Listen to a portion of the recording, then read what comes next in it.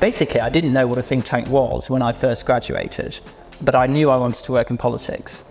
Think tanks are a really vital part of the democratic system. We're a think tank that seeks to defend and improve liberal society. Let's think a little bit more bolder and more radical. But politics is now part and parcel of everyday life for a company. I'm Phoebe Stone, and this is Connected Capital. To keep up to date with the rest of the Connected Capital series, please visit our website via the link below, or head to our Spotify and YouTube channels. Today, we're joined by Ryan Shorthouse, Executive Chair of Bright Blue. Ryan, so nice to have you. Nice to see you. So Ryan, you set up Bright Blue as a think tank in 2014, a decade ago, and acted as CEO for that time period. Can you just start by talking us about the motives behind setting up the think tank? So basically, I didn't know what a think tank was when I first graduated, but I knew I wanted to work in politics. So I worked as an advisor to an MP, and he was called Two Brains Willits. So he's very cerebral, very into public policy, worked in think tanks before. So he kind of introduced me to that world.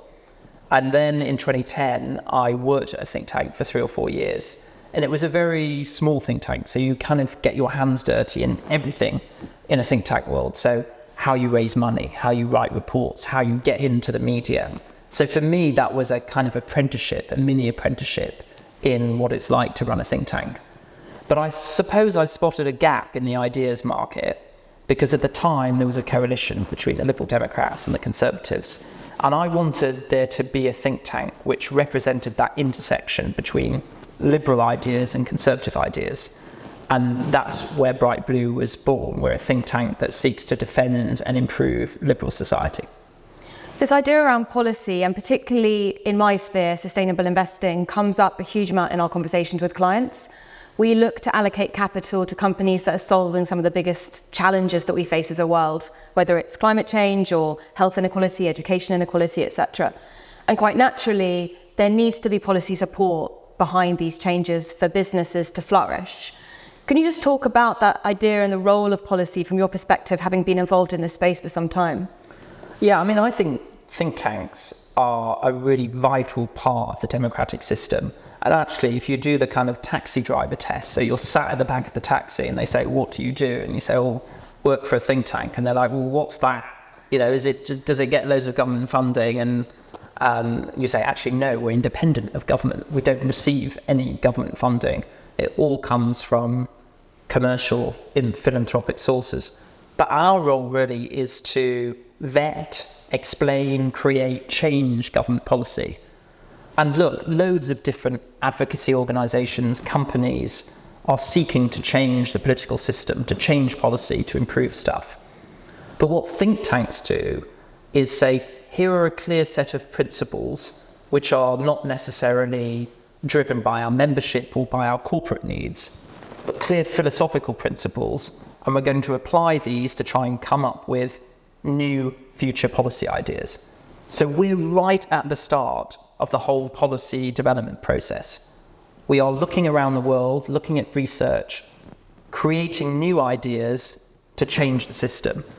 And then we will lobby for those. So we will go in the media, we will write reports, we will meet with MPs, with officials, with regulators, and try and get these futuristic ideas, these more radical ideas being talked about, thought about, and then eventually government will adopt it through the democratic processes, a vote in parliament, whatever. And then the civil service will go through the process of implementing it. So the job of think tanks is to come in right at the start, and people engage with think tanks because they're creative. You know, they're coming up with new things to tackle deep-seated problems. And we're good at sitting at the interface between, say, politicians, business leaders, academics. We're great at convening those different types of people, bringing them together, putting them in a room and saying, okay, let's set aside the day-to-day needs and priorities and urgent issues that you're facing your company, and let's think a little bit more bolder and more radical. So that's where we come in. And it's really a great representation of what this video series is trying to do, demonstrate the importance of connecting people from extremely different spheres in driving change. And in your words, driving that systems change that's so vitally needed to solve some of these absolutely enormous challenges. Can you just bring some of what you just said to life with some examples? Yeah, so for example, we, under Theresa May's government, were particularly influential on getting the Conservative government to adopt the net zero target, which was brought into law in 2019. And then from that, there's huge implications on how you decarbonise different sectors of the economy. So one big contributor to climate change is obviously the agricultural sector. And when we left the European Union, the subsidy regime for farmers came from the common agricultural policy that we were in, which there was many issues with that, there were many problems with it. It tended to give subsidy based on the intensity of lands that you farmed. It really didn't target subsidies on the types of ecosystem services that farmers could deliver that improve the environment. We worked together with farmers, with campaigners, with academics, with officials and regulators to come up with this idea of public subsidy for public good. So more of the subsidy that farmers now get from government is dependent on some of the environmental services they deliver. Like biodiversity net gain type thing. Correct. So it's like it's called the Environmental Land Management Scheme. Yeah. So we wrote a paper back in 2017 called A Greener, More Pleasant Land. And that really provided the blueprint for the government's Agricultural Act and their Environmental Land Management Scheme. But, the final product was, very clear on what we wanted to achieve, but it took many months, years of consultation, research, looking what was happening overseas to put this new subsidy regime in place. But that's an example of how a think tank can really influence government policy. So we provided the blueprint for how farmers should be subsidised post-Brexit. And that scheme is seen as extremely innovative, isn't it, on the global stage? It is, yeah. Not least because obviously most countries in Europe are still in the Common Agricultural Policy scheme. But yes, and it makes sense for farmers to be doing some of this ecosystem service. They're huge custodians of our natural world and the natural landscape, and can be doing things which are not necessarily just beneficial for the environment, but because of the measures that they take, are beneficial for their own resilience and stability as well. Yeah. And coming back to this idea of systems change, can you talk about the importance of driving systems change in your donors and how that plays into their decision making to back you as a think tank? Yeah, so I think, again, it's key to say we are independent from government. Yeah. There are some countries that receive, that give think tanks money from taxpayers' money, which doesn't happen in the UK, which is probably a good thing. But so we do receive money typically from individual donors, from corporates, and from grant-giving organisations. So, for example, Lloyds Bank has the Lloyds Bank Foundation that has worked with us. And they are interested in working with us because they have certain priorities and goals that they want to bring up the political agenda. So they want them to be talked about more in Parliament, to be in the front pages of the newspapers. So we have a profile and a reputation that's able to do that. What they can't do is, you must put in the report these asks that we want as an organisation. If we did that, we obviously wouldn't have the respect and impact that we have across different stakeholders. But obviously what they think is that A, we're influential, that people will listen to us and respect us, but also we have a particular worldview. So yes, we're independent, but we sit somewhere on the philosophical spectrum. And my organisation, Bright Blue, is very centre-right. We believe in meritocratic, pro-market, democratic, liberal, open values. They are our underlying principles, and from that, we come up with new ideas and arguments.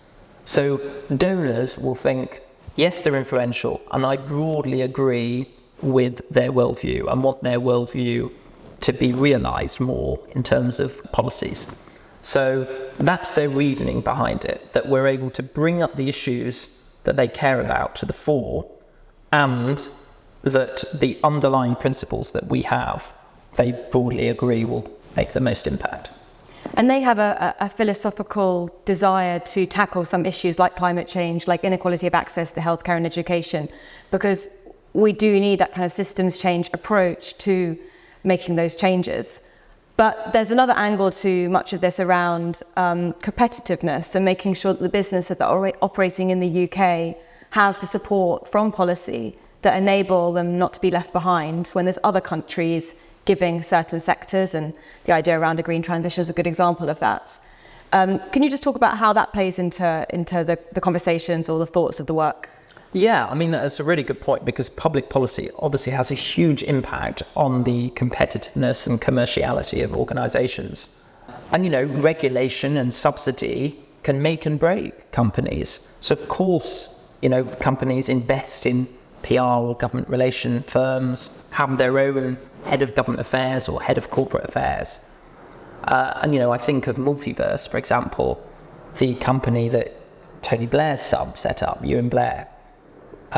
You know, really the apprenticeship levy, which the Conservative government introduced, which is a payroll tax on large companies to pay for investment in apprenticeships, that really turbocharged corporate investment in apprenticeships. And that has made Multiverse, you know, on the back of that, they've done considerably well.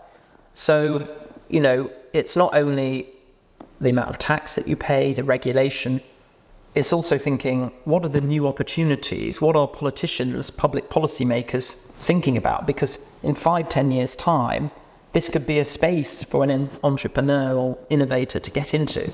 So it's not only influence current policy, it's also thinking, and why you would engage with a think tank is because what's going to come around the corner in 5-10 years' time. Me, if I'm running a big corporate and thinking about market trends, or me, if I'm an entrepreneur thinking about, you know, what are the opportunities and possibilities in the years ahead, then think tanks have a lot of those answers. And in that case, it's the apprenticeship levy looking to create opportunities to equal out social mobility or promote social mobility. That in turn enables a businessman to create, or business person to create a business that then becomes a UK unicorn in the education space, which might then encourage more organisations to be doing that here in the UK. And suddenly we have a bit more of a profile in that new area. Yeah, and I think what's interesting is that ESG, for example, which has become much more prominent, and there's obviously certain rules around that as well now, quite rightly. But it isn't, I think, just because it has good social outcomes or good environmental outcomes, important as that is, it also makes good economic sense as well. You know, what you don't want to do is invest in what's now stranded assets. Yeah. But invest in, you know, as China has done very well. You know, it could see the policy landscape over the last 10 years, particularly in Europe, lots of net zero regulation and goals. And so invested heavily in, for example, the EVs market, and therefore is dominant in that market now, including in Europe. So, you know, it makes good financial sense as well. And I think the other thing I would say is that companies for a long time have been thinking, you know, how you interact with public policy and government is very much their own foreign policy. They have to hire somebody else or have someone special to do that. But politics is now part and parcel of everyday life for a company, because their staff, their customers, their wider stakeholders, younger, much more activist, much more demanding about what companies do, who they invest in, what their policies are, which sort of countries they do work in. And so companies have to be a lot more aware of that. Yeah. It's not, you know, politics is not over there, it's right in this room. Yeah. And so many industries are going through this moment of reckoning, whether it is systemic changes that are happening, like a move to a low carbon economy. Unless corporates are getting the support from government via policy, they're probably just going to relocate. So again, it comes back to losing competitiveness. Yes, it does, exactly. So it's not just government is not just thinking when it's, you know, and it says this, it's very honest and candid about it. When it's thinking about the net zero transition, it's not just because they want to reduce carbon emissions, although that's very important. They also see huge economic opportunities, investments, new jobs, particularly in areas that have been deindustrialized. This government talks about so-called left behind regions, old, shipbuilding or mining Steel. Exactly. Yeah. And, they see some of the green industries, whether it's green hydrogen, whether it's energy efficiency, that these sorts of sectors could be very promising for those areas that have been quite scarred from deindustrialization over the past few decades. The example you gave on China is very interesting because they're taking advantage economically from a very significant policy that's happened in another part of the world. So it's interesting to think about the interaction between corporates and policy, but it being seen as sort of very opportunistic in the way that China have. Yeah, exactly. So, going green is not just, something that you would read about in The Guardian. It's also now something that, the FT and the Times talk about because it's good investment. And China saw that. And, the EV market, it kind of has slowed in the last year or so. And people are thinking, gosh, why that's happening? But it's accelerating again. Yeah. And part of that is to do with good policy incentives in different countries, which is supporting that transition. We've had a very tumultuous few years here in the UK when it comes to politics, and I don't think that's going to go away. We really need stability around all of these policies. These are issues that are multi-decade challenges, that we need that time frame and we need that perspective of sorting things out slowly and carefully. The sustainability arena also changes a lot as we find more information out. And I just wanted to understand from your perspective, you've been running your think tank for 10 years, how you bridge that gap between the fast-moving political cycle and the time frame in which we need to be tackling these big challenges like climate change and inequality of access to healthcare and education. That's a really good question. And I hear it a lot from the corporate world who's just say, look, we may not agree entirely with what you're doing, but just keep it in place and let's be stable. And so there was, for example, a lot of anxiety when the Prime Minister late last year decided to postpone the date for the phase out of petrol and diesel cars, and then also the phase out of gas boilers in new properties. And people were saying it was quite ambitious, the target 2030 for the phase out of internal combustion engine vehicles, but at least we had that target and we were working towards that, and now you've changed it. So I understand that. And also, the public as well can get frustrated with this, because back in the early noughties, the government was saying, get diesel cars, and there was a big push for that. And now the government's saying diesel cars are the worst, get onto electric vehicles. So people have long memories and are a bit worried this is the latest fad, and government is encouraging this, providing regulation, subsidy, and it's going to change again. So there's a bit of skepticism there. What I would say is that in democratic politics, if the public vote for change, then it's quite right that the government does change course. And that may upset corporates from time to time, and I get the need for stability, but for me, the importance of democracy trumps everything else. However, what you can try and do, notwithstanding that, is build infrastructure and initiatives which enable more of a cross-party consensus. So, in this country, the government set up the Committee for Climate Change, and that basically advises the government on what the carbon budget should be, so the total amount of carbon that the UK can produce in certain years, and then suggests policy that should be adopted for that.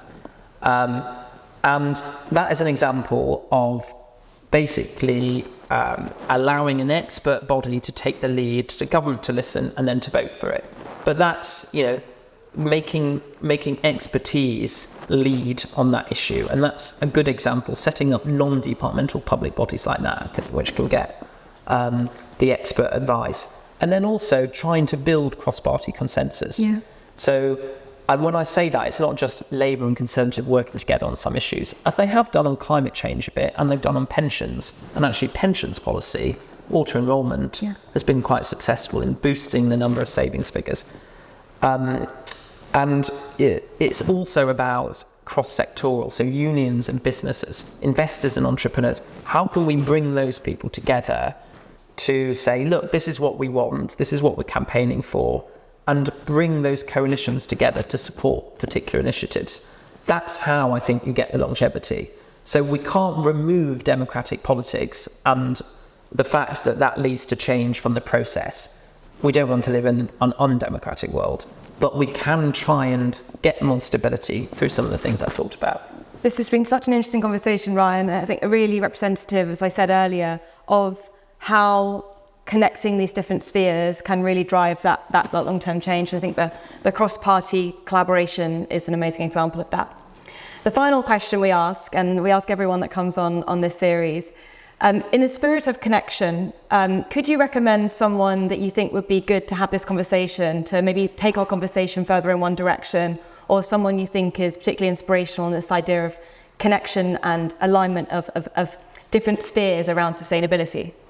Yes, I would suggest Chris Stark, who was the chief executive of the Committee for Climate Change, so the government body responsible for what I was talking about around carbon budgets.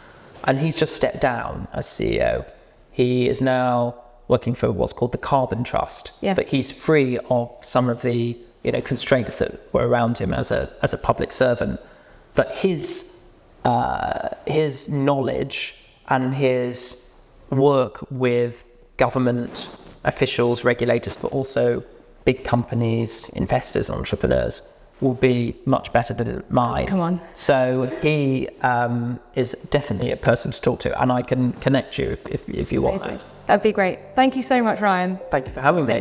To keep up to date with the rest of the Connected Capital series, please visit our website via the link below, or head to our Spotify and YouTube channels.